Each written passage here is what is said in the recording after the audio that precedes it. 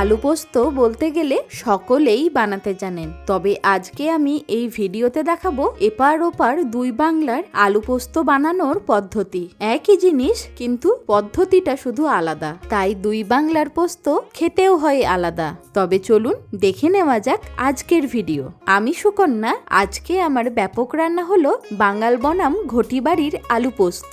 দু রকম পদ্ধতিতে আলু পোস্ত বানানোর জন্য আমি এখানে 1 কিলো আলু নিয়ে নিয়েছি।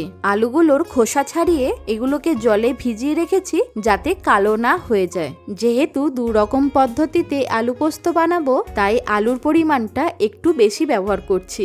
এবার আলুগুলোকে আমরা ছোট ছোট পিস করে কেটে নেব।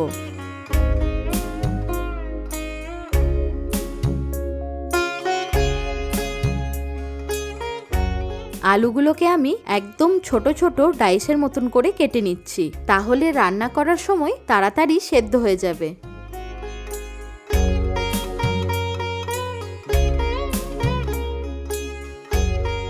আলুটা কেটে নেওয়ার পর অবশ্যই কিন্তু এরকম জলের মধ্যে ভিজিয়ে রাখতে হবে, নয়তো আলুগুলো কালো হয়ে যাবে। সব আলুগুলোই আমার কাটা হয়ে গেছে। এবার আলুটাকে বারবার জল পাল্টে ধুয়ে নেব।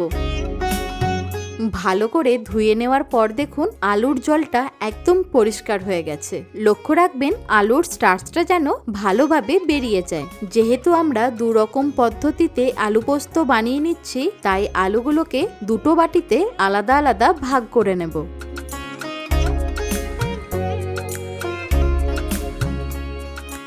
এক ভাগ আলুকে একটা সাইডে রেখে দিয়ে প্রথমে আমি ঘটি বাড়ির আলু পোস্ত বানিয়ে নিচ্ছি। তার জন্য প্রথমে একটা কড়াই নিয়ে তার মধ্যে দিয়ে দেব 2 থেকে 3 টেবিল চামচ সর্ষের তেল। তেলটা ভালো মতো গরম হলে এর মধ্যে ফোড়ন দিচ্ছি 1/2 চা চামচ কালো জিরে। তার সাথে দিয়ে দেব 3-4টে কাঁচা লঙ্কা চেরা। ফোড়ন থেকে সুন্দর গন্ধ বেরোতে শুরু করলে এর মধ্যে কেটে রাখা আলুগুলোকে দিয়ে দেব। তার সাথে দিয়ে দেব স্বাদ মতো নুন। এবার গ্যাসের ফ্লেমটাকে জোরে করে দিয়ে 2 থেকে 3 মিনিট আলুগুলোকে একটু ভালো করে নাড়াচাড়া করে নিতে হবে।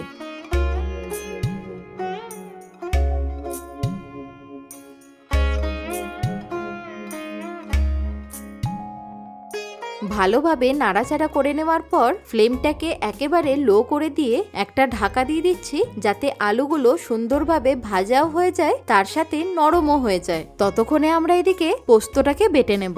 তার জন্য একটা মিক্সির জার নিয়ে এর মধ্যে দিয়ে দেব 70 গ্রামের মতো পোস্ত। যেহেতু আমরা দু রকম পদ্ধতিতে পোস্ত বানিয়ে নিচ্ছি, তাই পোস্তর পরিমাণটা এখানে একটু বেশি ব্যবহার করতে হবে। জল দেওয়ার আগে পোস্তটাকে আমরা শুকনো অবস্থায় প্রথমে গ্রাইন্ড করে নেব। এতে করে পোস্তর পেস্টটা একদম মিহি হবে। শুকনো অবস্থায় গ্রাইন্ড করে নেওয়ার পর এবার ঝালের জন্য দিয়ে দিচ্ছি 4-5টা কাঁচা লঙ্কা। তার সাথে দিয়ে দিতে হবে সামান্য একটু জল। আবারও খুব ভালো করে পেস্ট করে নেব। এবার এইদিকে কড়াইয়ের ঢাকাটা খুলে আবারও একবার নাড়াচাড়া করে নেব।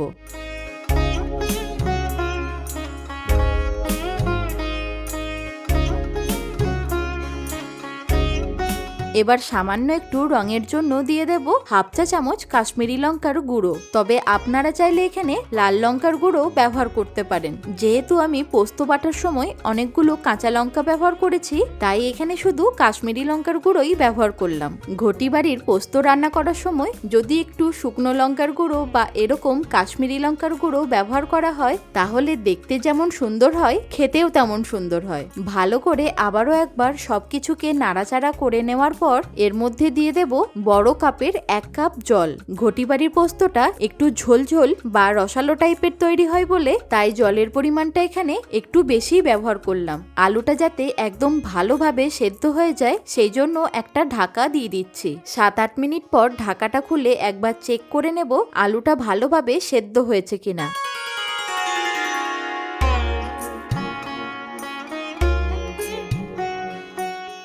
একটা চামচে করে কেটে দেখাচ্ছি, দেখুন আলুগুলো একদম সুন্দরভাবে সেদ্ধ হয়ে গেছে। যেহেতু আলু পোস্তটা একটু মাখো মাখো করে তৈরি করে নেব, তাই একটা হাতার পিছনে করে আলুগুলোকে একটু ভেঙে দিচ্ছি।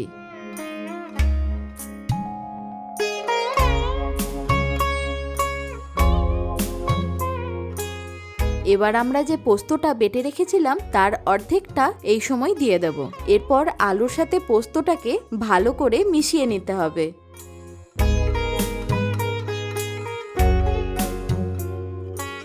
যেহেতু আলুটা পোস্তর সাথে ভালোভাবে ফুটিয়ে নেব, তাই আরও একটু জল অ্যাড করব। গরম ভাতের সাথে এইরকম পোস্ত, সাথে বিউলির ডাল হলে আর কিছুই প্রয়োজন পড়ে না। ঘটি বাড়ির পোস্ত আমাদের প্রায় হয়েই এসেছে।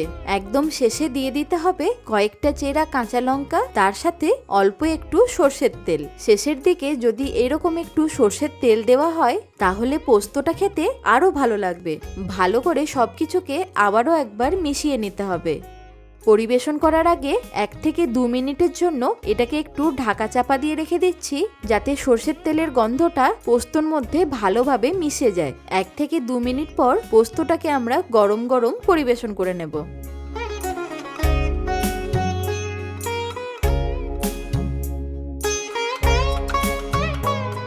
এবার বানিয়ে নেব আমরা বাঙাল বাড়ির আলু পোস্ত। তার জন্য একটা কড়াই নিয়ে তার মধ্যে দিয়ে দেব 3 থেকে 4 টেবিল চামচ সর্ষের তেল। তেলটা ভালো মতো গরম হয়ে গেলে বাকি যে আরও 1 ভাগ আলুগুলো কাটা আছে সেইগুলোকে তেলের মধ্যে দিয়ে দেব। তার সাথে দিয়ে দিতে হবে স্বাদ মতো নুন। এবার ভালো করে আলুগুলোকে একবার নাড়াচাড়া করে নেব। আমি একটা ঢাকা দিয়ে দিচ্ছি, যাতে আলুগুলো সুন্দরভাবে নরমও হয়ে যায় আর লালচে করে ভাজাও হয়ে যায়। 4-5 মিনিট ভেজে নেওয়ার পর যখন দেখবেন আলুগুলো এরকম লালচে হয়ে গেছে, তখন আলুগুলোকে তুলে নিতে হবে।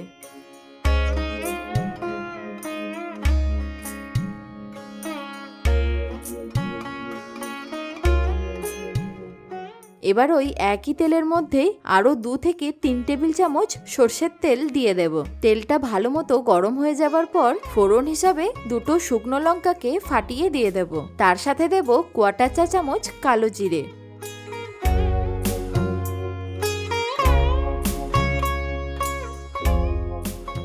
একটু নাড়াচাড়া করে নেওয়ার পর ফোড়নটা যখন একটু ভাজা ভাজা হয়ে যাবে, তখন বাকি যে অর্ধেক পোস্ত বাটাটা আছে সেটা দিয়ে দিতে হবে। তার সাথে দেব 1/2 চা চামচ কাশ্মীরি লঙ্কার গুঁড়ো। এবার পোস্তটাকে ভালো করে ভেজে নিতে হবে।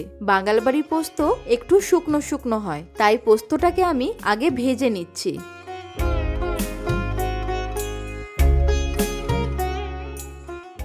ভালোভাবে ভাজা হয়ে যাওয়ার পর যখন দেখবেন পোস্ত থেকে এরকম ভাবে তেল ছাড়তে শুরু করেছে, তখন ভেজে রাখা আলুগুলোকে দিয়ে দিতে হবে।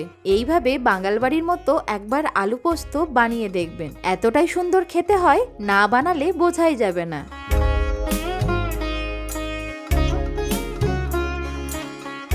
এই সময় স্বাদ অনুযায়ী নুনটা দিয়ে দিতে হবে। যেহেতু আলু ভাজার সময় নুন ব্যবহার হয়েছে, তাই এখন নুনের পরিমাণটা বুঝে ব্যবহার করতে হবে। আপনারা চাইলে এই সময় অল্প একটু হলুদও ব্যবহার করতে পারেন। ভালোভাবে নাড়াচাড়া করে নেওয়ার পর 2 থেকে 3 মিনিটের জন্য একটা ঢাকা দিয়ে দেব। তাহলে আলুগুলো সুন্দরভাবে সেদ্ধ হয়ে যাবে, তার সাথে এক্সট্রা যেটুকু জল আছে সেটাও ভালোভাবে শুকিয়ে যাবে। ঢাকাটা খুলে আমি দেখাচ্ছি, দেখুন আলুগুলো একদম সুন্দরভাবে সেদ্ধ হয়ে গেছে, তার সাথে তেলটাও ভালোভাবে বেরিয়ে এসেছে। এবার নামানোর আগে কয়েকটা কাঁচা লঙ্কা চেরা ফ্লেভারের জন্য দিয়ে দেব। তার সাথে দেব সামান্য একটু সর্ষের তেল।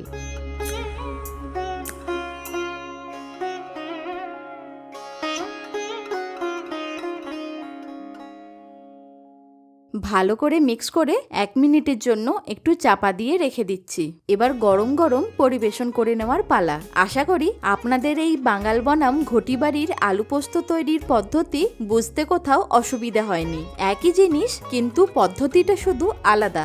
এইরকম আরো নতুন নতুন রেসিপি দেখতে হলে অবশ্যই কমেন্টে জানাবেন।